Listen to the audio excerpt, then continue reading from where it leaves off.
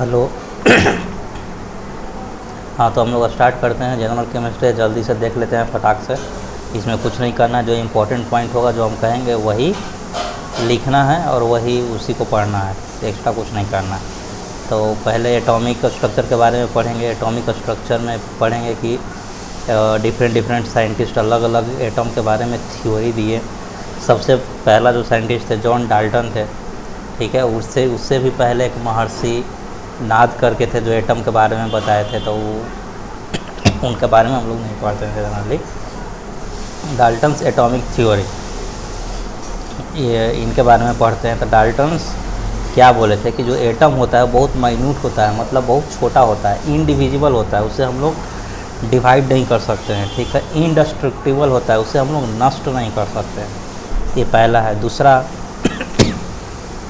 उन्होंने बोला कि all the atoms of a given element have identical properties, मतलब कि जो एक ख़ास जो एलिमेंट होते हैं जैसे कि सोना, ठीक है। तो भाई सोना एलिमेंट है, वो कई सारे एटम से मिलकर के बना है। तो जो सारे एटम होंगे ना उनका आइडेंटिकल मास होगा। जैसे कि हम बताएं, जैसे कि ये एक रड है, एक गोल्ड है, ठीक है। गोल्ड की रड है, तो ये बहुत सारे एटम से मिलकर बने होंगे, गोल्ड के ही। भाई गोल्ड है तो गोल्ड के एटम से ही तो बनेंगे। ऐसा तो नहीं कि इसमें सिल्वर का एटम आ जाएगा, ढेर से बनेंगे। तो भाई जो एटम्स है ना, इस सब का आइडेंटिकल प्रॉपर्टीज होंगे और आइडेंटिकल मास होगा। जैसे कि एटम के आइडेंटिकल मास होंगे, ये भी, ये दोनों का, ये तीनों का देखेंगे तो सबका बराबर बराबर मास होगा, सबका सेम प्रॉपर्टीज होगा। बिकॉज सब तो गोल्ड का ही एटम है, तो होगा ही ना, ये तो कॉमन सेंस की बात। और दूसरा लाइन देखो क्या बोल रहा है कि एटम्स ऑफ डिफरेंट एलिमेंट, जैसे गोल्ड लिए, एक सिल्वर ले लिए, ठीक है। अब डिफरेंट एलिमेंट हो गए, एटम्स ऑफ अब एटम्स ऑफ डिफरेंट एलिमेंट मतलब दोनों एलिमेंट का एटम्स, दोनों एलिमेंट्स का अगर हम एटम का बात करें कि atoms of different element differ in properties have a different masses and size. अरे भाई तो कॉमन सेंस की बात है, ये गोल्ड का एटम है, ये सिल्वर का एटम है, तो दोनों का तो डिफरेंट प्रॉपर्टीज होगा ना, डिफरेंट मास होगा। बिल्कुल सही बात है, तो वही बोल रहा है। ऐसा नहीं कि लिख लेना मतलब है समझ में ना आए, तो फिर समझने में दिक्कत हो जाएगा ना। एटम्स ऑफ डिफरेंट एलिमेंट मतलब गोल्ड सिल्वर ले लिए, डिफर इन प्रॉपर्टीज, तो जो गोल्ड के एटम है, जो सिल्वर के एटम है, तो डिफरेंट इन प्रॉपर्टीज रहेगा ही। वो तो गोल्ड है, सिल्वर है, दोनों अलग अलग चीज़ें हैं। And have a different mass, तो मास भी अलग होगा। गोल्ड का एटॉमिक मास कुछ और होता है, सिल्वर का एटॉमिक मास कुछ और होता है। तो ये सिंपल सा है। पॉइंट नंबर 2 समझ में आया होगा, उम्मीद करते हैं। आगे बोल रहा है कि compounds are form when atoms of different element combines in a fixed ratio. जैसे कोई सा भी एक कंपाउंड लो, वाटर, तो हाइड्रोजन के 2 एटम, ऑक्सीजन के 1 एटम मिलकर ही वाटर बन सकता है। ऐसा नहीं ले लेंगे कि H2 और O4 ले लेंगे तो ये वाटर बन जाएगा, ठीक है। या फिर H2O2 ले लेंगे तो वाटर बन जाएगा। कुछ भी ले लेंगे तो नहीं बनेगा, एक फिक्स्ड प्रोपोर्शन में ही लेंगे तो बनेगा, ठीक है। यहाँ क्या लिखा देखो, compounds are formed when atoms of different element combine in a fixed ratio. Compounds are form मतलब कंपाउंड बनेगा, व्हेन मतलब कब, जब atoms of different elements, atoms of different element जैसे कि hydrogen, oxygen, combine in a fix ratio, एक fix ratio में combine होगा तो ही बनेगा, ठीक है। तीसरा भी समझ में आया होगा। चौथा, केमिकल रिएक्शन ओनली, ये जॉन डाल्टन समझा देते हैं, बाकी थोड़ा पहले से भी समझाता है। Chemical reactions only involve reorganisation of atoms, the atoms are neither created nor destroyed in a chemical reaction. भाई जो केमिकल रिएक्शन होते हैं ना, ये बोल रहा है कि जो केमिकल रिएक्शन होते हैं उसमें क्या होता है कि एटम सिर्फ रीअरेंज हो जाते हैं। एटम्स क्या हो जाते हैं, रीअरेंज। इसका एटम वहाँ चला गया, वहाँ वाला यहाँ चला गया, ठीक है। इसमें एटम्स डिस्ट्रॉय नहीं होते हैं। जो केमिकल रिएक्शन होते हैं, कोई सा भी एक रिएक्शन लें, क्या ले लें बोलो, एसिड प्लस बेस ले लेते हैं। कोई सा भी एसिड ले लो, HCl ले लेते हैं, वो एक बेस बोल दो। बेस में क्या ले लें, कुछ NaOH ले लेते हैं, तो क्या बनेगा बताओ, एसिड प्लस बेस क्या बनेगा, बना के देखते हैं। तो तो HCl ले लिए, H प्लस Cl माइनस कर लो, प्लस माइनस, तो प्लस वाला माइनस से जाएगा, तो NaCl एक वो बन गया, और एक H प्लस OH माइनस आया तो प्लस वाटर बन गया। कि हम पहले से जानते हैं कि अगर हम एसिड लेंगे, बेस लेंगे, तो रिएक्शन साल्ट बनेगा, NaCl साल्ट है, या प्लस वाटर बनेगा, साल्ट प्लस वाटर बनता है। तो ये बोल रहा है कि जब केमिकल रिएक्शन होता है ना, तो सिर्फ एटम्स रीअरेंज हो जाता है। रीअरेंज मतलब सरियाना, अरेंज मतलब सरियाना, रीअरेंज मतलब आपस में यहाँ सिर्फ चल जाते हैं। जैसे कि देखो Cl जो है H के साथ था, तो Cl जो है Na के साथ रीअरेंज हो गया, NaCl बन गया, इसको रीअरेंज बोलते हैं।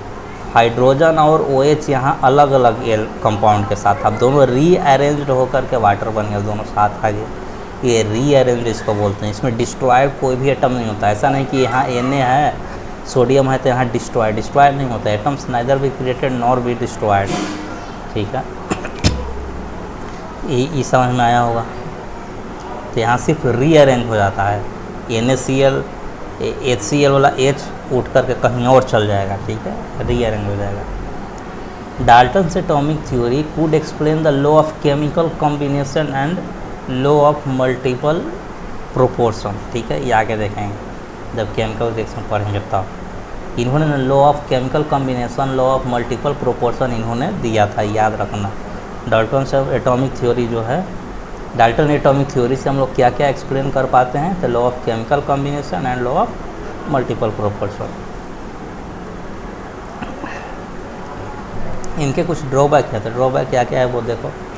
It fail to explain why the atoms of same or different element combine to form a molecules. इन्होंने बोल तो दिया था कि भाई अलग atoms of same or different elements combine to form molecules, कि दूसरा एटम हाइड्रोजन का और एक ऑक्सीजन का एक कंबाइंड फिक्स्ड प्रोपोर्शन में, फिक्स्ड रेशियो में मिलाने से ही वाटर बनता है, ठीक है। जैसे एक हम एटम हाइड्रोजन के ले लिए, दो एक ऑक्सीजन के ले लिए, दोनों को मिला करके कंपाउंड बना ना, तो ये एक्सप्लेन नहीं कर पा रहे थे कि क्यों बना, ठीक है। इनका ड्रॉबैक है क्यों बना, ये खाली बोल दिए कि हाँ बनता है, ऐसे होता है, लेकिन इनके पास क्यों का जवाब नहीं था, ठीक है। तो अगर ऑप्शन में आ जाए कि ड्रॉबैक क्या था, तो अगर कहीं वाई लगल आ जाए ना, तो डाल्टन थ्योरी में मार देना पक्का, ठीक। ये क्यों का जवाब नहीं दे पाए थे, किसी का भी क्यों का, सिर्फ समझाए थे कि इसी से होता है, रीअरेंज होता है, क्यों होता है नहीं पता।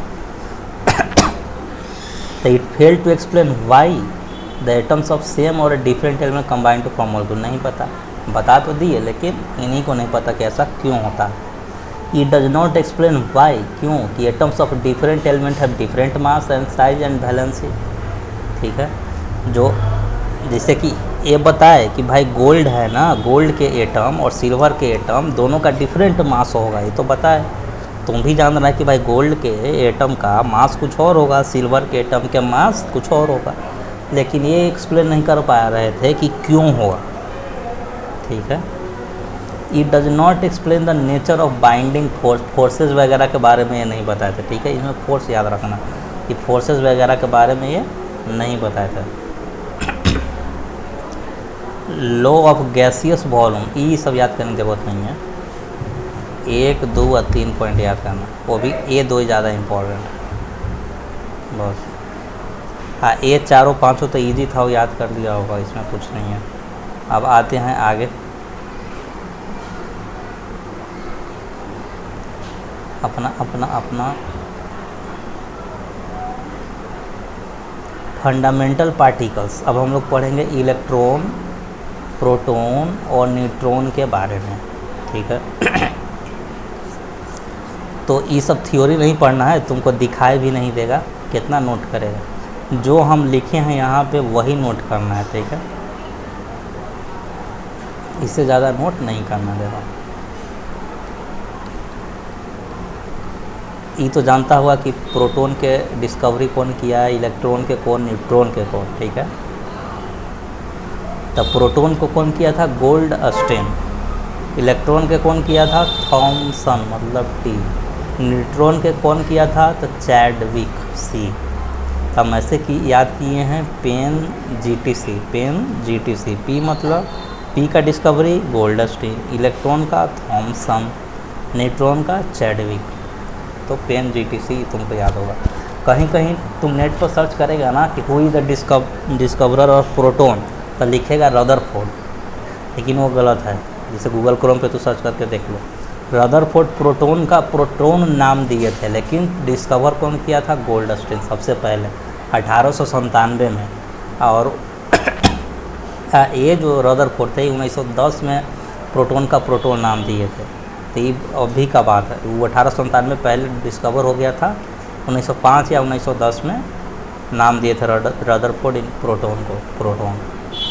ठीक है, तो याद हो गया पेन का गोल्डस्टीन, इलेक्ट्रॉन का थॉमसन और न्यूट्रॉन का चैडविक। चलो आगे देखते हैं। अब हम इलेक्ट्रॉन, प्रोटॉन और न्यूट्रॉन के बारे में जानेंगे। तो इलेक्ट्रॉन जो है 1897 में डिस्कवर किया गया था बाय गोल्डस्टीन, थॉमसन के बारे में। थॉमसन कौन किया था? थॉमसन। अच्छा, इसमें पूछता है कि इलेक्ट्रॉन जो है कौन सा एक्सपेरिमेंट से डिस्कवर किया गया था। तो इलेक्ट्रॉन जो है कैथोड रे एक्सपेरिमेंट से डिस्कवर किया गया था। ठीक है, क्या लिखा हुआ है? Cathode ray. अभी हम बड़ा कर देते हैं, इलेक्ट्रॉन का पढ़ लेते हैं। इलेक्ट्रॉन एक्सपेरिमेंट डिस्कवर कैसे किया गया था? कौन सा एक्सपेरिमेंट डिस्कवर किया गया था? तो कैथोड रे एक्सपेरिमेंट में। इसमें हुआ क्या था कि इन दिस एक्सपेरिमेंट, EXPT मतलब experiment, a stream of negatively charge particle produce. ये जो थॉमसन थे ना, वो कैथोड रे एक्सपेरिमेंट कर रहे थे। तो कैथोड से एक रे निकला, एक stream of negatively charge particle का। कैथोड जो रे था, कैथोड रे, वो क्या था? Negatively charge particle. ठीक है, इसी को इलेक्ट्रॉन उन्होंने बोला था। ठीक है, कैथोड रे एक्सपेरिमेंट था। ठीक है, कैथोड रे एक्सपेरिमेंट से एक नेगेटिवली चार्ज पार्टिकल प्रोड्यूस हुआ, उसको इलेक्ट्रॉन कहते हैं। राइट, खत्म। तो इसमें याद रखना कि कैथोड रे एक्सपेरिमेंट था। अब प्रोटॉन में आते हैं। प्रोटॉन में हम बताएं कि गोल्डस्टीन पहला बार डिस्कवर किया था। ठीक है, अब गोल्डस्टीन कौन सा एक्सपेरिमेंट किए थे? तो बाय द कैनल रेज। ई क्या था कि कैनल रेज में, कैनल रेज हम किसको बोल रहे हैं? ठीक है, तो कैनल रेज किसको बोल रहे हैं? ध्यान से सुनो। उन्होंने एनोड रे एक्सपेरिमेंट किया था। कौन सा एक्सपेरिमेंट? एनोड रे। इससे जो एक रे निकला ना, उसी को बोलते हैं कैनल रे। तो तुम बोला कि देखो यहाँ तो कैथोड से एक रे निकल रहा था, तो उसको तुम बोला था कुछ नहीं, बस नेगेटिवली चार्ज पार्टिकल निकला। हाँ, यहाँ अब इसको नाम है, तो हम क्या करें? तुमको बस याद रखना है, ज़्यादा डिटेल में नहीं जाना है। तो उस इलेक्ट्रॉन वाले ने तो कैथोड रे एक्सपेरिमेंट किया था, प्रोटॉन वाले ने एनोड रे एक्सपेरिमेंट किया था। इस एक्सपेरिमेंट से जो रे निकला था उसको कैनल रे बोलते हैं। कैनल रेज क्या है? तो स्ट्रीम ऑफ पॉजिटिव चार्ज, मतलब वो एक पॉजिटिव चार्ज का एक स्ट्रीम है। ठीक है, स्ट्रीम समझता है, धारा।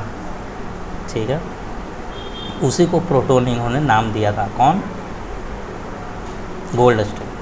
अब रदरफोर्ड के आते हैं। देखो अब यहाँ पे लिखे हैं कि नेम्ड बाय रदरफोर्ड। जो प्रोटॉन का नाम किसके द्वारा दिया गया था? रदरफोर्ड के द्वारा दिया गया। तो रदरफोर्ड भी एक एक्सपेरिमेंट किए थे, तभी तो प्रोटॉन का प्रोटॉन नाम दिए। तो उन्होंने रदरफोर्ड क्या एक्सपेरिमेंट किया था कि Rutherford experiment alpha scattering on hydrogen like atom. इन्होंने एक अल्फा स्कैटरिंग एक्सपेरिमेंट किया था। कौन सा experiment? Alpha scattering on hydrogen like atom. ये भी इम्पोर्टेंट है। तो ऑप्शन में अगर आ जाए कि प्रोटॉन कैसे खोजा गया, option A anode ray experiment, option B alpha scattering on hydrogen like atom, तो भाई तो दोनों सही होगा फिर। ठीक, आगे देखो। न्यूट्रॉन कैसे खोजा गया था? तब bombarding by alpha particles on thin sheet of beryllium. जैसे एक बेरिलियम है, ये beryllium thin sheet of beryllium है। ठीक है, alpha particle helium hydrogen helium 2+, कितना एटॉमिक वेट होता है का? 2 × 4। ये जो अल्फा पार्टिकल हीलियम के बोलते हैं ना, हीलियम +2 शायद। तो इसको बम्बार्ड किया गया था किस पे? बेरिलियम पे। ठीक है। इससे एक न्यूट्रॉन डिस्कवर किया गया था। तो न्यूट्रॉन किसके कारण डिस्कवर किया था? The bombarding by alpha particle on thin sheet of beryllium. तो ये वाला याद है। अब देखते हैं चार्ज के बारे में। तो इलेक्ट्रॉन पे चार्ज कितना? -1.6 × 10⁻⁹ कूलम। अच्छा, ये भी याद रखना कि जो इलेक्ट्रॉन पे जो चार्ज बताया गया है कि -1.6 × 10⁻⁻19 कूलम है, वो कौन सा एक्सपेरिमेंट से डिटरमाइन किया गया था? तो मूलिकन एक्सपेरिमेंट था। ये बहुत इंपॉर्टेंट है, पूछा गया है भाई। मूलिकन एक्सपेरिमेंट से इलेक्ट्रॉन पे कितना चार्ज होता है फाइंड आउट किया गया था। ये न्यूमेरिकल तुम पहले बना चुका है फिजिक्स में, तुमको ये नहीं पता कि अच्छा यही मूलिकन एक्सपेरिमेंट था क्या? क्या किया गया कि एक चार्ज था, एक निगेटिव चार्ज लिया, इलेक्ट्रिक फील्ड में इसको रख लिया गया, तो इस पर एक फोर्स लगेगा, ठीक है। अब चूँकि माइनस चार्ज है तो इलेक्ट्रिक फोर्स इधर की ओर लगेगा, इधर मान लेते हैं इधर लगे तो उधर लगे, बात में इधर की ओर क्यू ही लगा, ठीक है। फोर्स बराबर क्यू ई होता है इलेक्ट्रिकल वेक्टर। हालांकि वेक्टर की अभी हम बात नहीं, मैग्नीट्यूड के बारे में बात करते हैं, ठीक है। एक चार्ज लिया गया ऊपर, एक चार्ज लिया गया, ठीक है, अब हवा में छोड़ दिया गया और नीचे से इलेक्ट्रिक फील्ड अप्लाई किए तो नीचे की ओर तो mg लगेगा। तो यही QE = mg, दोनों बराबर होगा। तो यहाँ से Q आ गया mg/e।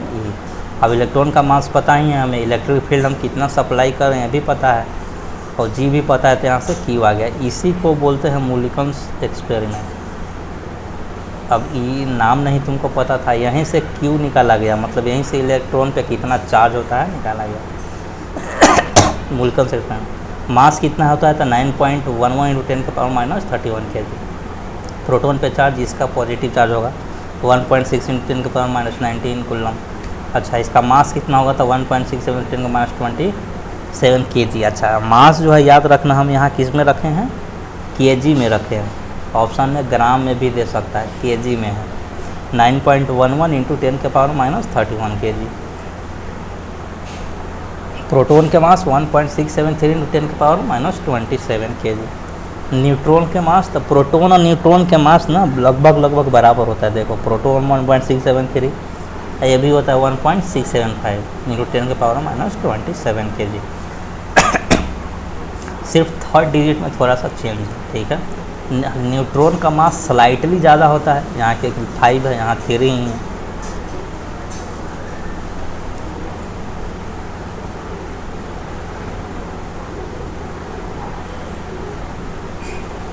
तुमसे अगर पूछा जाए कि किसका मास ज़्यादा होता है, इलेक्ट्रॉन का कि प्रोटॉन का, तो बोलना प्रोटॉन का ही। -27 में हूँ, -31 kg, तो हल्का ना हो गया। अब देखो, charge by mass ratio E/m। Charge by mass मतलब चार्ज को मास से डिवाइड करेंगे, मतलब इलेक्ट्रॉन का चार्ज ऊपर रखना और इलेक्ट्रॉन का ही मास नीचे रखना, डिवाइड करना, तो आएगा कितना? 1.758 × 10⁸ कूलम पर ग्राम। ये पर ग्राम में है और ऊपर kg में है। 1.758 × 10⁻11 कूलम पर kg। तो kg वाला याद रखना, ग्राम तो निकल जाएगा, 1000 से डिवाइड कर देना, हो गया, ठीक है। तो सिर्फ kg में याद रखना 1.758। E/m रेशियो इलेक्ट्रॉन का कितना होता है? तो 9.578 10⁻7 कूलम पर kg। न्यूट्रॉन का कितना होगा? तो न्यूट्रॉन का तो चार्ज अगर ऊपर रखेंगे तो 0 हो जाएगा। E/m 0 होता है न्यूट्रॉन का, क्योंकि चार्ज ऑन न्यूट्रॉन का होता है 0। तो ऊपर 0 हो गया तो पूरे 0 होगा। तो इसमें हम क्या क्या मास तो तुमको पहले से याद होगा, हम आशा करते हैं। E/m रेशियो का नया डाटा है तो E याद रखना 1.758 तो। अच्छा, कई बार तुम सुना होगा मास रेशियो देखते हैं। Mass ratio, mass of proton ratio mass of electron देखते हैं। तो मास ऑफ प्रोटॉन और इलेक्ट्रॉन का रेशियो जो होता है ना 1837:1 होता है। मतलब 1837 गुना ज़्यादा प्रोटॉन भारी होता है किससे? मास ऑफ इलेक्ट्रॉन से। तो प्रोटॉन का मास ज़्यादा होता है इलेक्ट्रॉन से। कई बार पूछा गया है कि इलेक्ट्रॉन और मास, इलेक्ट्रॉन का मास कितना होता है? तो 1/1837 टाइम्स ऑफ प्रोटॉन, ये होता है इलेक्ट्रॉन का मास। 1/1837 टाइम। अब मास ऑफ इलेक्ट्रॉन पूछेगा तो ऊपर एक आएगा, आप मास ऑफ प्रोटॉन कितना टाइम्स होता है मास ऑफ इलेक्ट्रॉन से, तो निकल जाएगा 1/1837। इसको डिटेल में समझना जरूर नहीं, इतना मैथ आता है तुमको। जैसे अगर हम पूछ दिए कि मास ऑफ प्रोटॉन कितना टाइम्स होगा मास ऑफ इलेक्ट्रॉन से, तो लिखना कि मास ऑफ प्रोटॉन क्या पूछा है, कितना टाइम्स होगा मास ऑफ इलेक्ट्रॉन से, तो नीचे लिखना मास ऑफ इलेक्ट्रॉन। तभी तो होगा कि मास ऑफ प्रोटॉन कितना गुना है मास ऑफ इलेक्ट्रॉन से। कंपैरिजन जिसको कर रहे हैं ना वो नीचे लिखना, ठीक है। कंपैरिजन हम किससे कर रहे हैं, क्या क्वेश्चन पूछे कि मास ऑफ प्रोटॉन कितना गुना होगा मास ऑफ इलेक्ट्रॉन से, तब मास ऑफ इलेक्ट्रॉन को ही तो से ही कंपैरिजन कर रहे हैं, मास ऑफ इलेक्ट्रॉन से ही हम कंपैरिजन कर रहे हैं, तो उसको नीचे रखना है। अब हम रेशियो जानते हैं, मास ऑफ प्रोटॉन कितना 1837, मास ऑफ इलेक्ट्रॉन का 1, तो 1837 गुना होगा मास ऑफ इलेक्ट्रॉन से। ऐसे भी कॉमन सेंस है भाई, मास ऑफ प्रोटॉन ज़्यादा होता है, मास ऑफ इलेक्ट्रॉन कम होता है, उससे भी देख सकता है। तो ये चीज़ लिख लो। और ये जो टेबल है, टेबल हम छोटा कर देते हैं, अभी लिख लो। इलेक्ट्रॉन, प्रोटॉन, न्यूट्रॉन, डिस्कवरी, इसको स्टॉप करो और लिख लेना। अच्छा चार्ज देखो, अब न्यूट्रॉन पे चार्ज कितना होता है 0।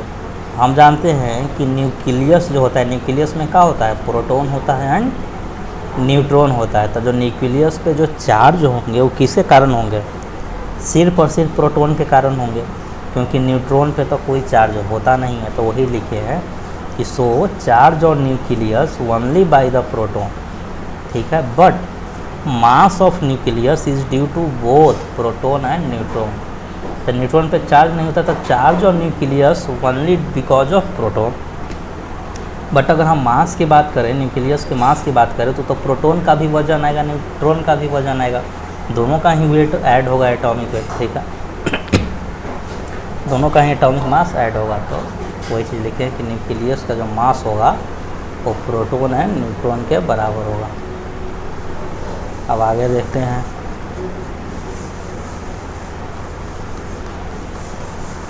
बस इतना हो गया। अब देखो पॉजिट्रॉन, ये पॉजिट्रॉन क्या होता है, ये क्या लिखा हुआ है, पॉजिट्रॉन। अब पॉजिट्रॉन भी एक पार्टिकल्स होता है, वो क्या होता है कि पॉजिट्रॉन का मतलब है एंटी पार्टिकल ऑफ इलेक्ट्रॉन, मतलब इलेक्ट्रॉन के अपोजिट। ये ऐसा पार्टिकल है कि इलेक्ट्रॉन के अपोजिट बिहेव करता है, ठीक है। इसको डिनोट करते हैं E+ से, ठीक। Charge is equal to, charge is equal to, equalled नहीं लिखल है, इक्वल टू लिखल है। चार्ज जो होंगे वो किसके बराबर होंगे, चार्ज जो होंगे इसको प्रोटॉन के बराबर होता है, इक्वल लिखा हुआ है। Charge is equal to proton, बड़ा कर देते हैं, और mass is equal to electron, ठीक है। Discover by Anderson. इसको याद कैसे करेंगे, पॉजिट्रॉन में अब ये ट्रोन लग जाएगा ना, तो समझ जाना कि उल्टा है। जो पॉजिट्रॉन है वो एंटी पार्टिकल ऑफ इलेक्ट्रॉन है, ठीक। इसका चार्ज जो होगा प्रोटॉन के बराबर होगा, मास इलेक्ट्रॉन के बराबर होगा। तो हम ऐसे इसको याद नहीं करते, हम याद करते हैं कि पॉजिट्रॉन का सिंबल क्या है, E+, है, ठीक है। तो जो चार्ज होंगे ना ऊपर, जो चार्ज ऊपर क्या हम लिखते हैं, ऊपर चार्ज लिखते हैं।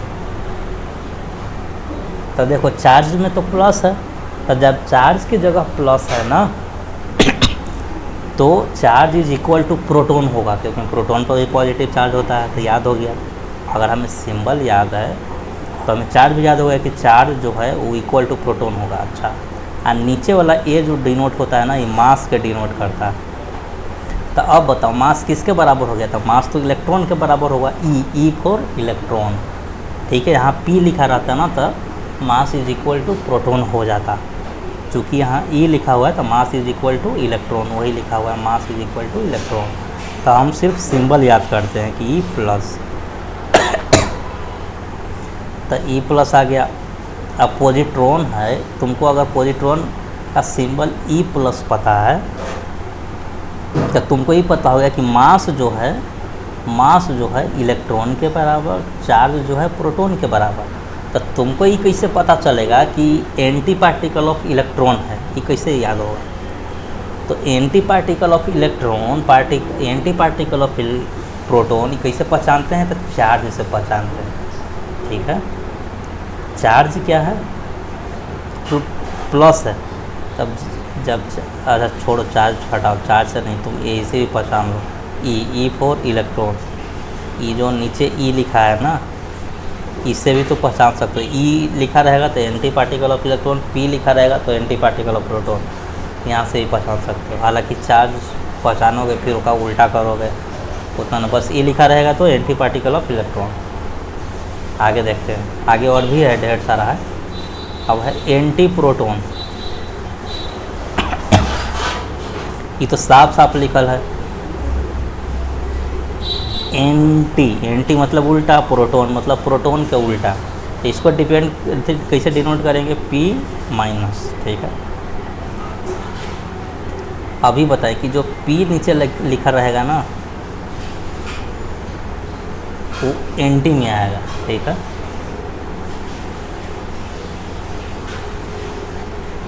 ई P लिखा है तो ये एंटी प्रोटॉन हो जाएगा।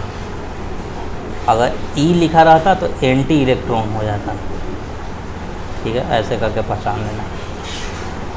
अच्छा, इसका अब तुम बताओ कि मास इज इक्वल टू किसका?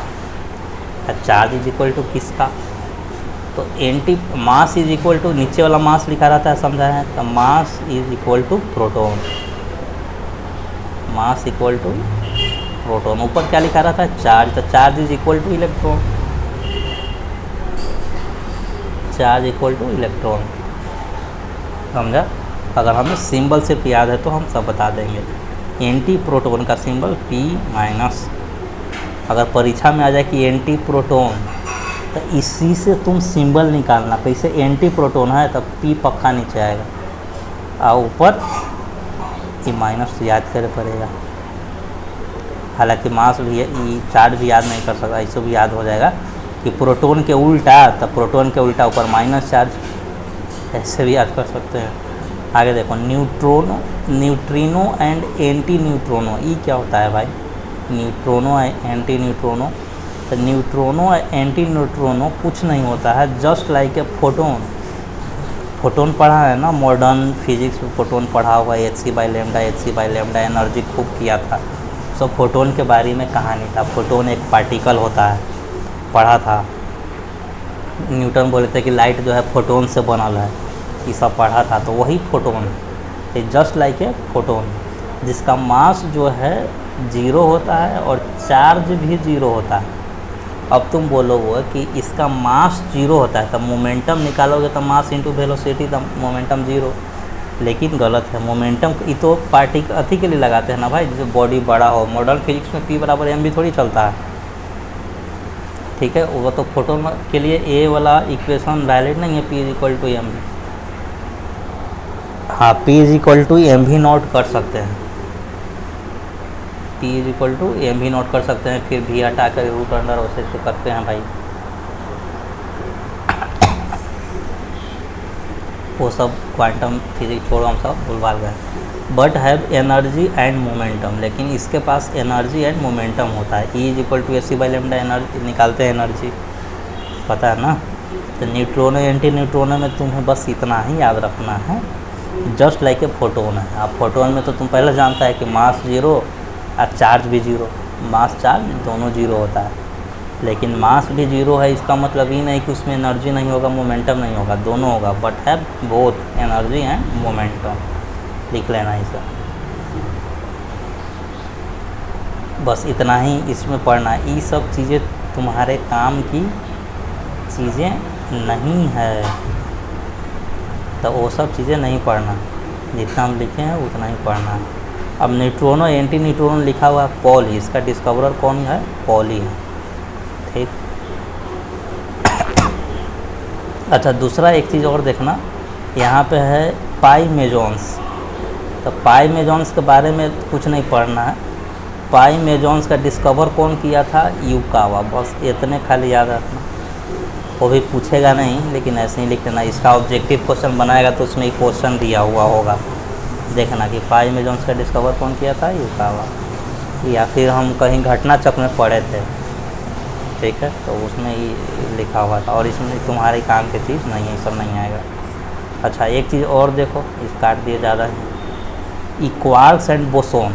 तो क्वार्क्स के बारे में सिर्फ ये वाला नोट करना है कि क्वार्क्स क्या होते हैं, तो एक फ्रैक्शनल चार्ज है, क्वार्क्स एंड बोसोन पे फ्रैक्शनल चार्ज होते हैं।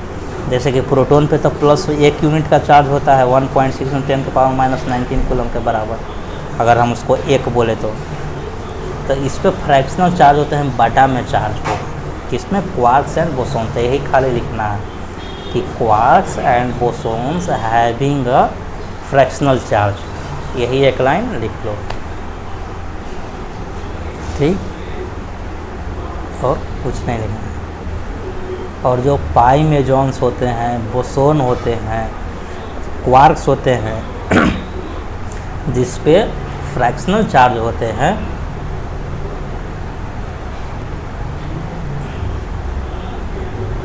उसे फंडामेंटल पार्टिकल्स में नहीं लिया जाता, ठीक है।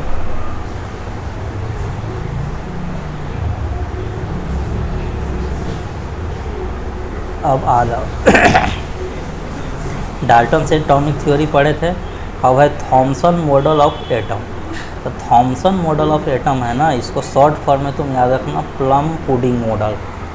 थॉमसन मॉडल कौन सा मॉडल दिए थे, प्लम पुडिंग मॉडल। अब प्लम पुडिंग का मतलब क्या है, तो वाटरमेलन। प्लम पुडिंग का मतलब क्या है, वाटरमेलन। तो थॉमसन मॉडल क्या था, तो जस्ट लाइक ए वाटरमेलन की तरह था ये। प्लम पुडिंग मतलब वाटरमेलन की तरह बनावट। तो इन्होंने क्या बोला था, ये जो फोटो है, फोटो याद रखना, फोटो में क्या बताया गया कि जो जब तुम तारबूज काटोगे, तो तारबूज जब काटोगे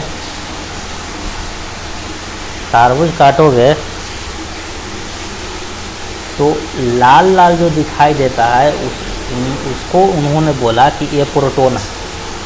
जो लाल लाल जो फ्लैशी गुड्डा जिसको बोल सकते हो, वो क्या है, प्रोटॉन है। और जो बीज है, जो तारबूज का बीज है, वो इलेक्ट्रॉन है, ये इन्होंने बोला था। तो प्लम पुडिंग मॉडल नहीं हो गया, वाटरमेलन मॉडलिंग नहीं हो गया, लेकिन इन्होंने यह भी बोला था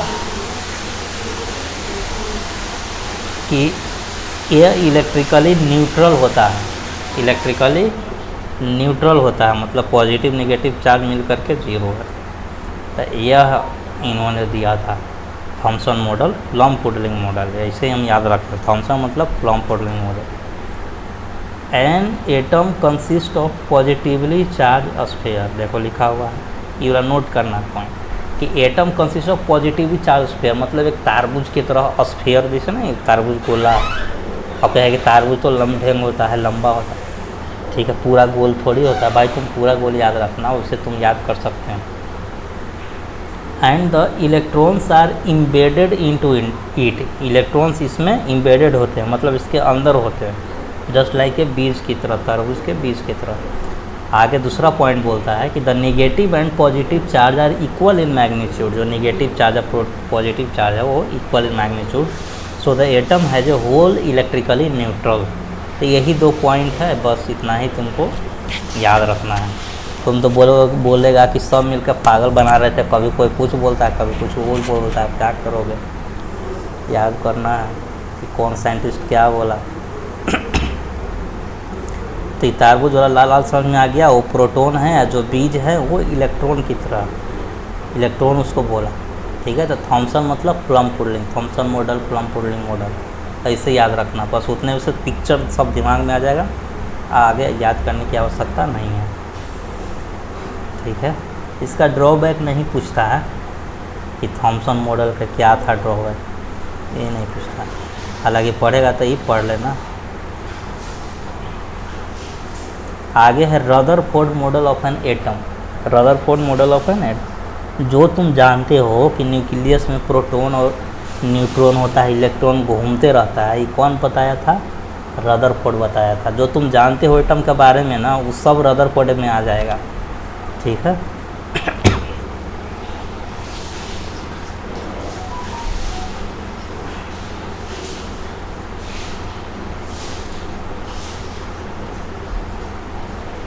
चलो आ जाओ, रदरफोर्ड मॉडल पढ़ते हैं।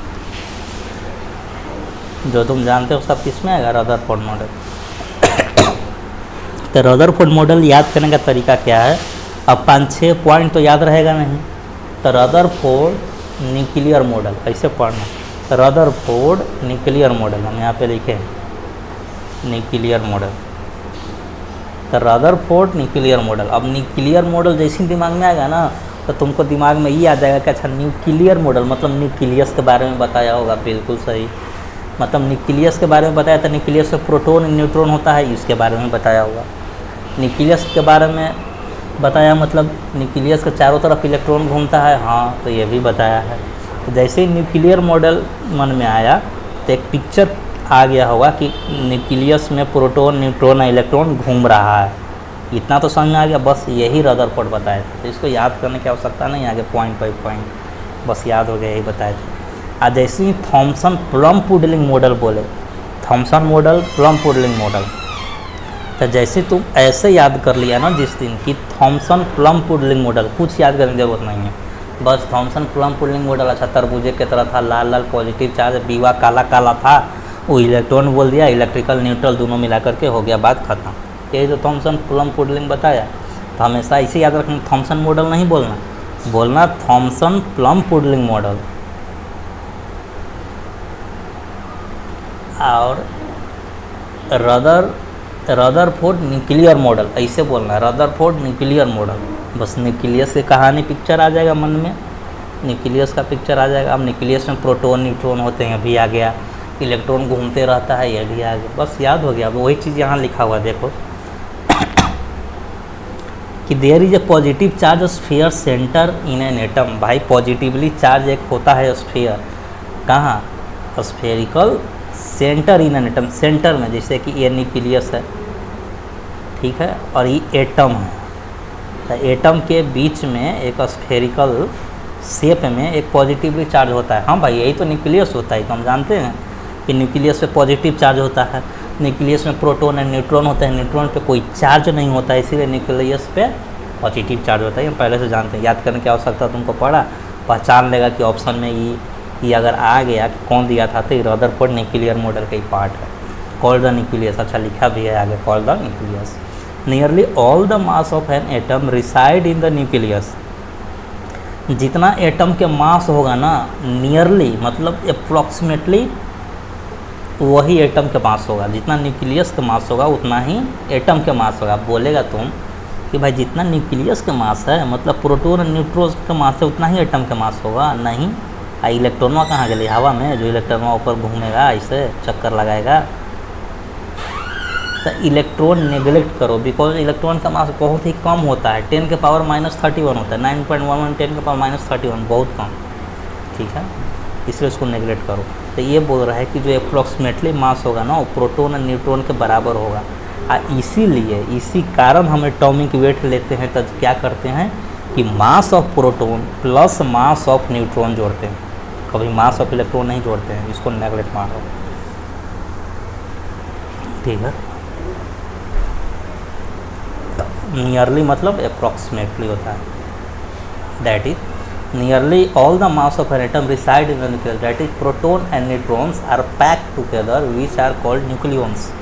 प्रोटॉन एंड न्यूट्रॉन्स जो है पैक होते हैं उसको बोलते हैं हम लोग न्यूक्लियंस। न्यूक्लियंस बोले, न्यूक्लियस बोले, एक बात है, ठीक है। तो ये चीज़ें तुमको याद करने की जरूरत नहीं है अगर ये ऑप्शन में आ गया कि कौन बोल रहा है। भाई रदरफोर्ड न्यूक्लियर मॉडल, न्यूक्लियस की कहानी है, तो न्यूक्लियस की कहानी रदरफोर्ड बाबा दिए, तो बात खत्म। तो एक पॉइंट याद हो गया। देखो दूसरा पॉइंट भी याद होगा, दिमाग में खाली तुम्हारा न्यूक्लियस चलना चाहिए कि प्रोटॉन न्यूट्रॉन बीच में इलेक्ट्रॉन घूम रहा है, इसी के बारे में रदरफोर्ड बताए थे। आप देखो ये भी पॉइंट नोट करना, तीसरा, पहला पॉइंट तो नोट करना ही करना, ये भी पॉइंट नोट करना, दूसरा पॉइंट और तीसरा पॉइंट कॉपी पे नोट होना चाहिए। आगे लिखो, या फिर तुम किताब में भी पढ़ सकते हो, मर्जी तुम्हारी। आगे देखो तो इसमें कई सारा चीज़ हम बताएंगे भी नहीं, वो काट देंगे, तो कॉपी में नोटे कर लो जो हम बता रहे हैं, ठीक है, क्योंकि सब पढ़ना नहीं है। दूसरा पॉइंट और तीसरा पॉइंट नोट करना है। आगे the electron revolve around the nucleus, ले तो हम जानते करते हैं। In well defined orbit the most of the part of an atom is empty, सब जानते हैं। सब न्यूक्लियस के बारे में चर्चा हो रहा है, तो कौन बोलेगा? रदरफोर्ड बोलेंगे। इलेक्ट्रॉन घूम रहा है, इस कौन बताया? तो रदरफोर्ड बताया, ठीक है। The size of the nucleus is very small, तो साइज ऑफ न्यूक्लियस क्या होता है? Very small as compare to the size of atom. जो न्यूक्लियस के जो साइज होते हैं, अगर मान ले कि एटम इतना बड़ा है, तो तुम अंदाज़ा लगाया कि न्यूक्लियस कितना बड़ा होता है। देखो न्यूक्लियस से ये एक डॉट बना दिए, यही न्यूक्लियस होता है। इतना छोटा साइज़ का होता है न्यूक्लियस, तुम ज़रा सोचो। एटम इतना बड़ा होता है। ये लूसेंट में लिखा हुआ है कि रेडियस कितना है, 10 के पावर -13 न्यूक्लियस का रेडियस है 10। हाँ याद है हमारा। देखो जो रेडियस ऑफ न्यूक्लियस जो होता है, इसमें 10 के पावर -13 होता है। और रेडियस ऑफ, हम इस एंगस्ट्रॉम एटम के बात करें तो 10 के पावर -8 होता है। दोनों के डिवाइड करो तो कितना हो जाएगा?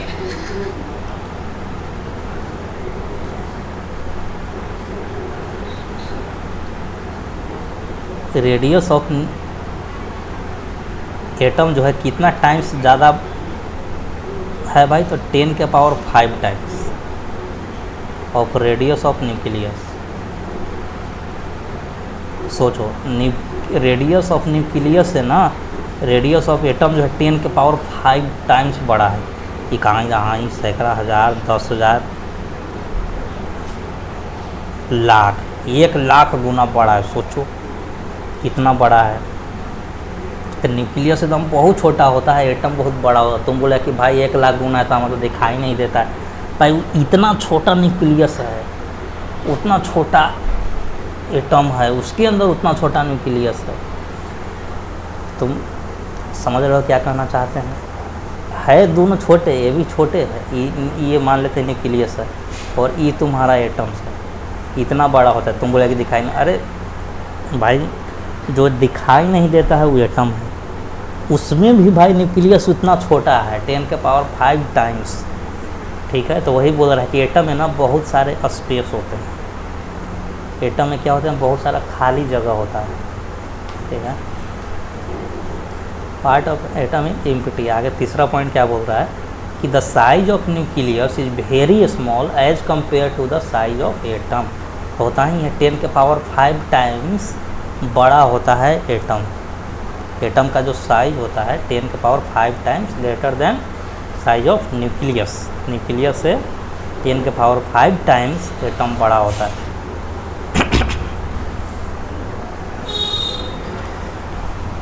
अगर न्यूक्लियस मान लेते हैं कि तुम्हारा घर है, तो एटम्स कितना बड़ा होगा पता है? पूरा बिहार, समझा? इतना दूर, इतना दूर दूर इलेक्ट्रॉन घूमता है, समझे? अब 10 के पावर 5 टाइम्स बड़ा है, लाख गुना बड़ा है। तो तुम सोच सकता है कि अगर तुम्हारे घर को न्यूक्लियस माने तो ओकरा से लाख गुना बड़ा एटम होता है, और उसके अंदर भाई उतना छोटा सा न्यूक्लियस होता है। चलो आजा ड्रॉबैक में देखो। ड्रॉबैक में इन्होंने ये बोला था कि जो इलेक्ट्रॉन जो घूमते रहता है ना, ड्रॉबैक हम यहाँ पे लिख दिए हैं, तुमको समझ में नहीं आएगा कि क्या लिखा हुआ है, ठीक है। तो ड्रॉबैक हम यहाँ लिख दिए हैं, यहाँ से तुम लिख लेना, ठीक है। ड्रॉबैक में इन्होंने बोला कि electron revolves with centripetal acceleration. यही गलती बोल दी है कि घूमता तो है लेकिन वो सेंट्रीपिटल एक्सेलरेशन से घूमता है। तो अरे भाई कोई जब एक्सेलरेशन से बॉडी घूमेगी तो वो एनर्जी भी लॉस करेगा। तुम अगर एक्सेलरेशन से चलोगे रोड पे तो तुम तो एनर्जी लॉस करोगे। तो जब इलेक्ट्रॉन का एनर्जी लॉस हो जाएगा तो फाइनली आकर के न्यूक्लियस में गिर जाएगा। न्यूक्लियस में क्यों गिरेगा? जैसे कि हम ये न्यूक्लियस मान लें, प्रोटॉन, न्यूक्लियस से पॉजिटिव चार्ज है, एक इलेक्ट्रॉन बाहर घूम रहा है, एनर्जी ख़त्म होगा तो इलेक्ट्रॉन पर भी नेगेटिव चार्ज है, राइट। तो जब एनर्जी इसमें, जब तक एनर्जी है तब तक घूम रहा है, जैसे ही ख़त्म होगा तब वापस आके कहाँ गिर जाएगा, प्रोटॉन के पास गिर जाएगा, न्यूक्लियस में आके गिर जाएगा। फिर क्यों गिरेगा यहीं पे, क्यों? क्योंकि इलेक्ट्रॉन के पास नेगेटिव चार्ज है, प्रोटॉन के पास पॉजिटिव चार्ज है, तो इलेक्ट्रॉन अट्रैक्ट हो जाएगा ना पॉजिटिव चार्ज की ओर, तो इसीलिए वो आकर के न्यूक्लियस में फॉल हो जाता है, गिर जाता है, ठीक।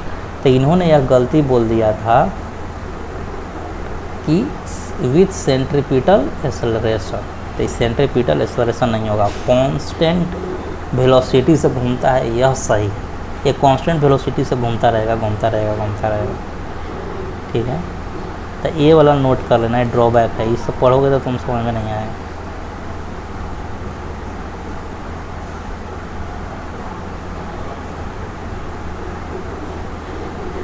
रेड पेन से लिखा हुआ है, वही पढ़ भी सकते हो तो, कि ड्यूरिंग सेंट्रीपिटल एक्सेलरेशन, जब एक्सेलरेशन होगा तो the charge particle would radiate energy, वह एनर्जी को डिसिपेट करेगा, एनर्जी को रेडिएट करेगा, मतलब एनर्जी ख़त्म हो जाएगा। फिर the revolving electron would loss energy and come closer to the nucleus and finally fall into the nucleus. तो वही बात बोल रहा है कि इलेक्ट्रॉन घूमता रहेगा, जैसे जैसे एनर्जी ख़त्म होगा ऐसे ऐसे घूमते घूमते घूमते घूमते घूमते इलेक्ट्रॉन एनर्जी ख़त्म होते जा रहा है, ख़त्म होते जा रहा है, वो फाइनली आके प्रोटॉन में गिर जाएगा। मतलब कम क्लोजर, धीरे धीरे क्लोजर आते जाएगा, क्लोजर आते जाएगा, क्लोजर आते जाएगा, फाइनली न्यूक्लियस में गिर जाएगा। तो ये ड्रॉबैक था। अच्छा, बोहर मॉडल आ जाओ। बोहर मॉडल में तुम कैसे याद रखोगे कि बोहर क्वांटाइजेशन ऑफ एनर्जी, ऐसे याद रखना। बोहर मॉडल नहीं बोलना, बोहर क्वांटाइजेशन मॉडल ऐसे बोल देना, बोहर क्वांटाइजेशन मॉडल, ये मॉडलवा के काट देना, ऐसे पढ़ोगे तो याद हो जाएगा। बोहर मॉडल नहीं बोलना, क्या बोलना, बोहर क्वांटाइजेशन मॉडल। बस इन्होंने खाली एक ही चीज़ बोला कि भाई सेंट्रीपिटल एक्सेलरेशन से इलेक्ट्रॉन नहीं घूमता है, कांस्टेंट वेलोसिटी से घूमता है, तक पूछा गया इनसे। अच्छा, अभी क्या क्या नोट इसमें से करना हम बता देंगे कि कैसे कौन सा वेलोसिटी से घूमता है, ज़रा हमारा बताइए। तो ये तुम पहले न्यूमेरिकल सॉल्व कर चुके हो, तुमको याद नहीं है, हम बताते हैं याद।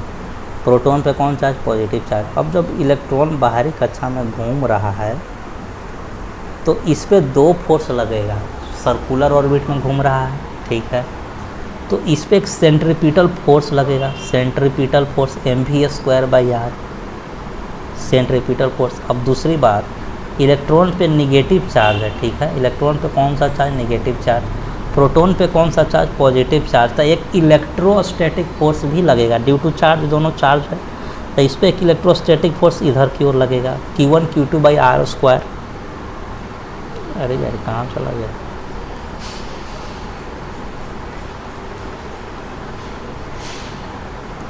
एक इलेक्ट्रोस्टैटिक, ये तो सेंट्रीपिटल हो गया, एक इलेक्ट्रोस्टैटिक फोर्स लगेगा, प्रोटॉन का चार्ज Q1 Q2/r²। और बोले ही ना कि दोनों बराबर होगा, मतलब सेंट्रीपिटल फोर्स और फोर्स ऑफ इलेक्ट्रिक दोनों बराबर होगा, मतलब mv²/r = Q1 Q2/r²। ठीक है, एक आर से आर कट के याद आया, वेलोसिटी तुम निकालते थे यहाँ से कि v बराबर वेलोसिटी निकालो तो Q1 Q2/m × r, ठीक है।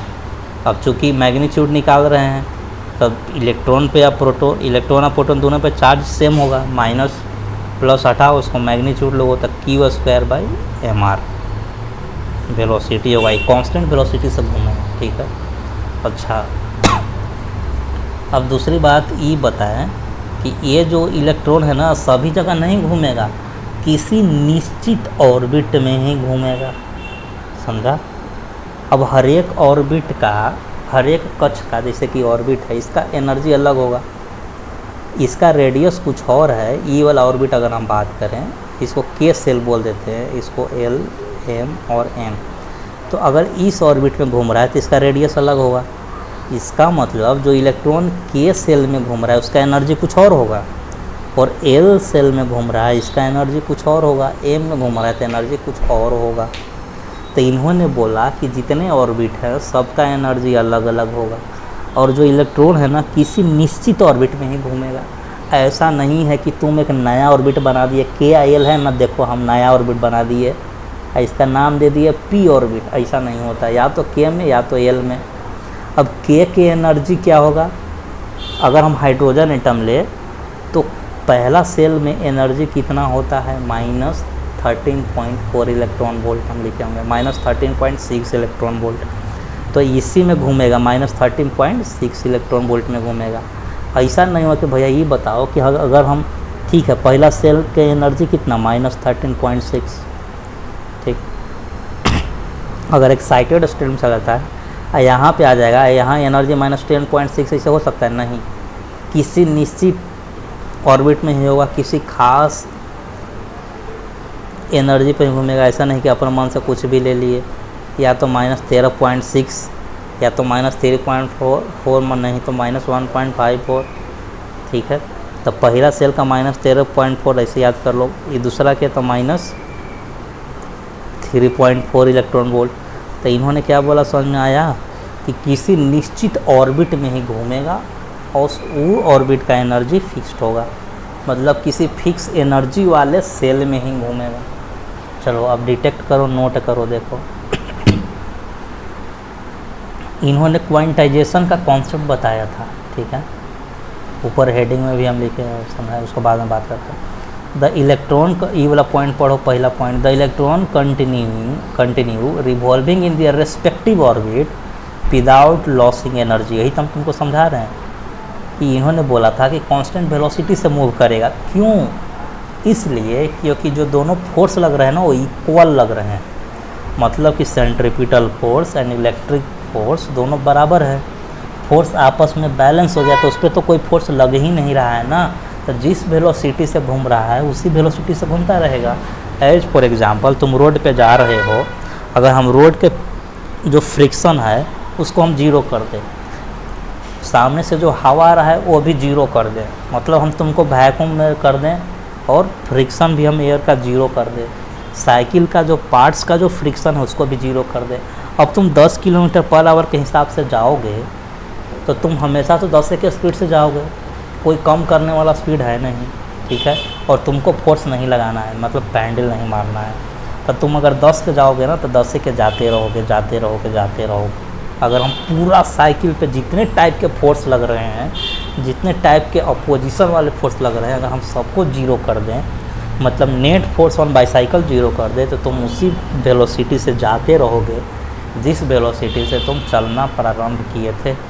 तो उन्होंने बोर्स में यही तो कहा था कि जो इलेक्ट्रॉन है ना, इलेक्ट्रॉन पे जो फोर्स लग रहा है ना, एक्सटर्नल फोर्स, मतलब एक सेंट्रल की ओर फोर्स लग रहा है, that is the centripetal force, और एक फोर्स लग रहे हैं इलेक्ट्रिक फोर्स लग रहा है ड्यू टू चार्ज पार्टिकल्स। दो फोर्स लग रहे हैं और ये दोनों बराबर हैं। तो जब एक्सटर्नल फोर्स बराबर हो जाए, इस पर कोई फोर्स ही नहीं लगे, ठीक है, जब कोई फोर्स नहीं लगेगा तो वेलोसिटी कांस्टेंट रहेगा, जिस वेलोसिटी से घूमना स्टार्ट किया था वही वेलोसिटी से घूमता रहेगा। तो ये हमेशा घूमता रहेगा continue same velocity, constant velocity से, क्योंकि फोर्स ही तो स्पीड चेंज करता है। चलो यहाँ देखो क्या लिखा हुआ है, Rutherford model of an atom. कहाँ पढ़ रहे थे अपन? हाँ, पहला पॉइंट कि the electron continue revolving in their respective orbit without losing the energy. Thus इस प्रकार ईच ऑर्बिट, ऑर्बिट मतलब सेल, मतलब K shell, L shell, M shell, each orbit is associated with a definite energy. हर एक orbit है ना उसका एक खास एनर्जी होता है, निश्चित एनर्जी। के सेल है एग्जाम्पल के तौर पर माने तो -13.6 इलेक्ट्रॉन वोल्ट होगा, इसे ना कम होगा ना इसे ज़्यादा होगा। अगर फिर हम फर्स्ट एक्साइटेड स्टेट में जाएंगे के सेल में तो -3.4 इलेक्ट्रॉन वोल्ट होगा, वो निश्चित है, वो चेंज नहीं होगा। अगर इलेक्ट्रॉन के पास -3.4 इलेक्ट्रॉन वोल्ट है तो फर्स्ट एक्साइटेड में चला जाएगा। देखो इसमें फर्स्ट एक्साइटेड स्टेट में चला जाएगा अगर -3.4 इलेक्ट्रॉन वोल्ट है। अगर -1.51 होगा तब सेकेंड में चला जाएगा, अगर इसे कम हुआ तब फिर तो सेकेंड में रहेगा। तो किसी खास एनर्जी रहेगा तो ही इलेक्ट्रॉन उस ऑर्बिट में जा पाएगा, अन्यथा वापस उसी में आ जाएगा जहाँ वो था। आगे देखते हैं, energy levels in an atom are shown in the figure. Energy levels जो है ये दर्शाए गए हैं। ये एनर्जी लेवल से काम नहीं चलेगा, हम यहाँ एनर्जी लेवल्स दर्शाए हैं और ये तुमको याद रखना है कि पहला एनर्जी लेवल है एनर्जी लेवल 1। इसको हम देखो डायग्राम के तौर पे इसको क्या लेते हैं, ये एनर्जी लेवल 1 है, n = 1, ठीक है। फर्स्ट एनर्जी लेवल इसको बोलते हैं, सेकंड को second energy level, third energy level, fourth energy level. लेकिन जो फर्स्ट एनर्जी लेवल है, जैसे कि हम लोग पहला मंजिल है उसको हम लोग क्या बोलते हैं अपने देहाती भाषा में, शहरों के भाषा में, जो पहला जो ज़मीन पे जो घर बना हुआ है, फ्लैट बना हुआ है, उसको हम लोग ग्राउंड फ्लोर बोलते हैं। याद आया, उसको हम लोग ग्राउंड फ्लोर बोलते हैं। है वो फर्स्ट है, पहला मंजिल है, लेकिन उसको ग्राउंड फ्लोर बोलते हैं। ऊपर वाला को फर्स्ट फ्लोर बोलते हैं। तो वही सेम कॉन्सेप्ट यहाँ पर भी अप्लाई होता है कि फर्स्ट एनर्जी लेवल है, लेकिन उसको हम लोग ग्राउंड स्टेट बोलते हैं। सेकेंड एनर्जी लेवल है, जो दूसरा मंजिल है, उसको हम लोग फर्स्ट फ्लोर बोलते हैं। याद आया, तो यहाँ हम लोग बोलते हैं first excited state, and similarly second excited state, third excited state, fourth excited state. जो इन्फिनिटी होगा, एनर्जी जो है इन्फिनिटी पे कितना होता है भाई, मतलब 0 होता है, ठीक है।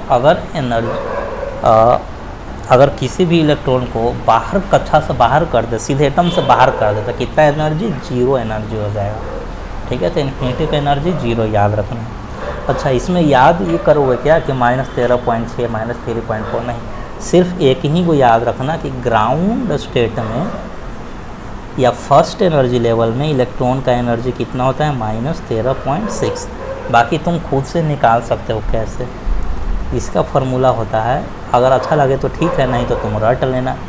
E = -13.6/n², ऐसे याद रख लेना। अब देखो, जब सेकेंड एनर्जी लेवल में जाते हो, सेकेंड एनर्जी लेवल बोलो या फर्स्ट एक्साइटेड स्टेट बोलो, तो n बराबर कितना रखोगे, 2, ठीक है। तो n बराबर 2 रखेंगे तो -13.6/16, इसको 16 से भागा दे देना है।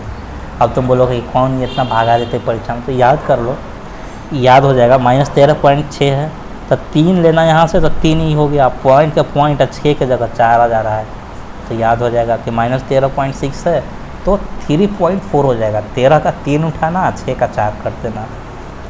अब E3 में आते हैं, थर्ड एनर्जी लेवल में, तो 3.4 के आधा कर देना, एकदम अप्रोक्सीमेट उतने लिखा हुआ है। देखो, 3 के आधा 1.5 होता है, 4 के आधा 2 होता है, तो होना चाहिए तो कायदे से 1.52, लेकिन एक कम कर देना तो 1.51 हो गया, ठीक है। आधा लिखा हुआ है।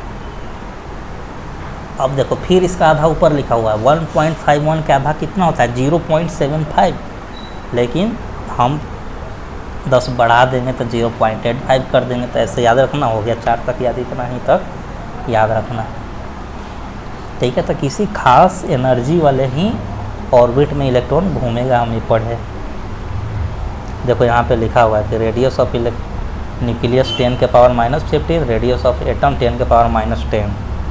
हाँ यार, गलती क्या लिख दिए थे, 13 और अच्छा हम कुछ और मीटर में लिखा हुआ है, और हम किस में लिख दिए है पता नहीं। इसमें लूसेंट वाला जब आएंगे ना तो उसमें लिखा हुआ है, तुम इसमें छेड़छाड़ नहीं करना है। एंगस्ट्रॉम बाद में, एंगस्ट्रॉम होगा तो एंगस्ट्रॉम कर देना, मीटर होगा तो मीटर कर देना, या सेंटीमीटर कर देना, ठीक है। ये कोई बहुत बड़ी इशू नहीं है, ये नहीं पूछता है कि कितना है रेडियस ऑफ न्यूक्लियस, कितना रेडियस ऑफ एटम, बस थोड़ा सा ध्यान रखना कि थोड़ा बड़ा होता है, बहुत सारा स्पेस होता है, यही खाली याद रखना है और कुछ नहीं। चलो आगे पॉइंट आगे देखते हैं। These orbit cells are represented by the letters K, L, M, N, ठीक है, K, L, M, N, और द नंबर्स n = 1, 2, 4। अब देखिए दूसरा पॉइंट, मतलब K को 1 बोलते हैं, L को 2 बोलते हैं, वो कुछ नहीं है इसमें। दूसरा, the electrostatical coulombic force of attraction between the nucleus and the electron counter balance the centripetal force required for revolving the electron. मतलब इलेक्ट्रोस्टैटिक कूलम्बिक फोर्स जो हम लोग लगा रहे थे ना, इलेक्ट्रिक फोर्स, वो काउंटर बैलेंस कर देता है। काउंटर बैलेंस मतलब सीधा अपोजिट, बराबर कर देता है, ठीक है। अपोजिट डायरेक्शन में लगा था काउंटर बैलेंस मतलब उसी के जस्ट विपरीत उतना ही मैग्नीट्यूड का फोर्स लगाता है सेंट्रीपिटल फोर्स, काउंटर बैलेंस हो जाता है, ठीक है, मतलब इक्वल एंड अपोजिट ऐसे बोल सकते हो काउंटर बैलेंस का मतलब। Third point, the electrons can move in only those circular orbital, electron उसी ऑर्बिटल में घूमेंगे वेयर जहाँ the angular momentum is a whole number. Angular momentum कैसा होना चाहिए, होल नंबर में होना चाहिए, फ्रैक्शन में नहीं होना चाहिए, whole number multiple of h/2π। It is quantized, quantize मतलब पूर्णांक में होता है, बाटा उटा में नहीं। क्वांटाइज्ड का मतलब क्या होता है, पूर्णांक मतलब इंटीजर, क्वांटाइज मतलब इंटीजर मतलब 1 2 3 4 फ्रैक्शन में नहीं होगा। तो जो एंगुलर मोमेंटम होंगे, एंगुलर मोमेंटम का फार्मूला जानते हो, एंगुलर मोमेंटम का फार्मूला होता है mvr, याद होगा 11th में पढ़ा हुआ है एंगुलर मोमेंटम का फार्मूला mvr। तो ये जो एंगुलर मोमेंटम है mvr मतलब कि l वो इज इक्वल टू होंगे इंटीग्रल मल्टीपल ऑफ n मतलब क्वांटाइज मतलब n मतलब इंटीग्रल, n लिखा हुआ h/2π।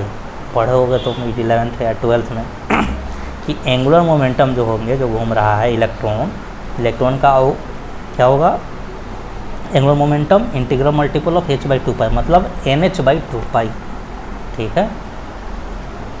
तो इलेक्ट्रॉन का एंगुलर मोमेंटम पढ़ ले तो हम बेसिकली हम क्या देख रहे हैं बोहर मॉडल में, बोहर क्वांटाइजेशन मॉडल में हम लोग क्या देख रहे हैं, सिर्फ ये देख रहे हैं कि इलेक्ट्रॉन जो है ना किसी खास ऑर्बिट में घूमेगा, ठीक है, हैविंग जो डिफिनेट एनर्जी है उसी एनर्जी लेवल में घूमेगा, एक पॉइंट देखें। दूसरा, जो इलेक्ट्रॉन घूमेंगे ना वो उसका एंगुलर जो मोमेंटम होगा वो क्वांटाइज्ड होगा, मतलब इंटीग्रल मल्टीपल ऑफ h/2π होगा, इसका मतलब nh/2π होगा, ठीक है।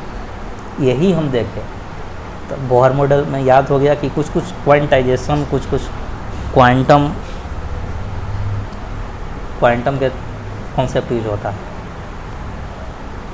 उसमें बोहर मॉडल जो थे,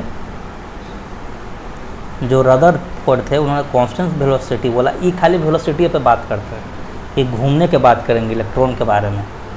दूसरा देखो, एनर्जी इज इमिटेड और absorb by an atom only when an electron moves from one level to another level. ये हम लोग खूब 12th क्लास में न्यूमेरिकल बनाए थे कि जब इलेक्ट्रॉन जो है एनर्जी एब्जॉर्ब कर लेगा या फिर इमिट करेगा तो वह एक लेवल से अनदर लेवल में जाता है। जैसे कि एनर्जी एब्जॉर्ब कर लिया तो एब्जॉर्ब करेगा तो ग्राउंड फ्लोर से, मतलब कि ग्राउंड एक्साइटेड स्टेट से फर्स्ट एक्साइटेड स्टेट में चला जाएगा, और जब एनर्जी इमिट करेगा तब वापस फर्स्ट एक्साइटेड स्टेट से ग्राउंड एनर्जी में आ जाएगा।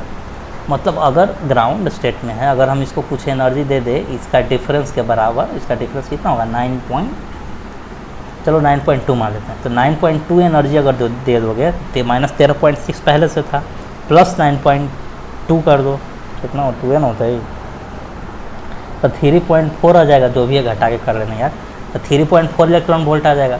तो 3.4 इलेक्ट्रॉन वोल्ट किसका होता है, फर्स्ट एक्साइटेड स्टेट का होता है, तो उसमें चला जाएगा, यहाँ पे आ जाएगा, ठीक है।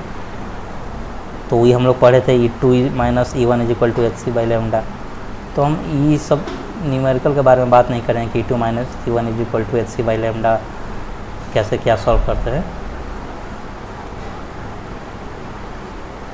चलो, तो ये हो गया बोहर मॉडल, ये सब पढ़ने की ज़रूरत नहीं है। प्लैंक्स कांस्टेंट, प्लैंक्स फ्लोरिंग, जितना पढ़ा जो पॉइंट है वही पॉइंट तुमको याद रखना है, 2 3 4 पॉइंट। अब आगे आते हैं इनका ड्रॉबैक क्या था। ड्रॉबैक है पहला पॉइंट कि this model is unable to explain the spectrum of atoms. Spectrum होते हैं ना, कलर जो निकलते हैं, ठीक है, जैसे कि स्पेक्ट्रम ऑफ एटम्स अपने लाइमन, बामर, पार्सन सब पढ़े थे, ठीक है, वो सब के बारे में इन्होंने नहीं बताया। This theory was also unable to explain the splitting of, अरे ये सब कोई मतलब नहीं है, ये तो ऐसे तो हज़ारों चीज़ नहीं बताए थे, ये ज़बरदस्ती लिख दिया है, इसका सवाल में नहीं आता है। ये बोले कि this theory was also unable to explain the splitting of spectral lines, जैसे कि मैग्नेटिक फील्ड जीमन इफेक्ट हो गया, इलेक्ट्रिक फील्ड स्टार्क इफेक्ट हो गया, जैसे कि Stark effect, magnetic Zeeman effect क्या होता है पता है? जैसे कि लाइट जो है ना 7 कलर में टूट जाता है, प्रिज्म से पास होता है, वैसे ही इलेक्ट्रिक फील्ड के प्रभाव में वह स्पेक्ट्रल सीरीज का निर्माण करता है, ठीक है, मतलब टूट जाता है, कलर्स में टूट जाता है। अगर इलेक्ट्रिक फील्ड के प्रेजेंस में टूटा तो स्टार्क इफेक्ट, मैग्नेटिक फील्ड के प्रेजेंस में ब्रेकअप हुआ तो जीमान इफेक्ट। वो लूसिड में भी अच्छा सा लिखा हो, उसमें फिर से रिवाइज कर लेंगे। तो ये 3 पॉइंट है, ये 3 पॉइंट पढ़ लेना, याद नहीं करना। अगर ड्रॉबैक में है तो स्पेक्ट्रल सीरीज याद रखना कि स्पेक्ट्रम वाला बात ना ये नहीं बताए थे। देखो दोनों पॉइंट में स्पेक्ट्रम हो, ये केमिकल बॉन्ड्स के बारे में नहीं बताया था, ये तो कोई बात हुआ भाई, ये तो ऐसे तो हज़ारों चीज़ नहीं बताई, तो लाइट के बारे में नहीं बताया, ड्रॉबैक है, ये क्या बात हुआ। Could not explain the ability of atom to form molecules by chemical bonds, chemical bonds के बारे में नहीं बताया, इसे तो हज़ारों चीज़ें हैं। खैर अपना पढ़ने का मतलब है 1, 2 और 3 पॉइंट थोड़ा एक बार पढ़ लेना, याद नहीं करने की आवश्यकता नहीं है। अब कैरेक्टरिस्टिक ऑफ एटम मतलब एटॉमिक नंबर, मास नंबर, उम्मीद है कि मज़ा आया होगा, बहुत ज़्यादा या फिर थॉमसन मॉडल। अब एटॉमिक नंबर, मास नंबर ये हम लोग दूसरे लेक्चर में पढ़ेंगे, ठीक है।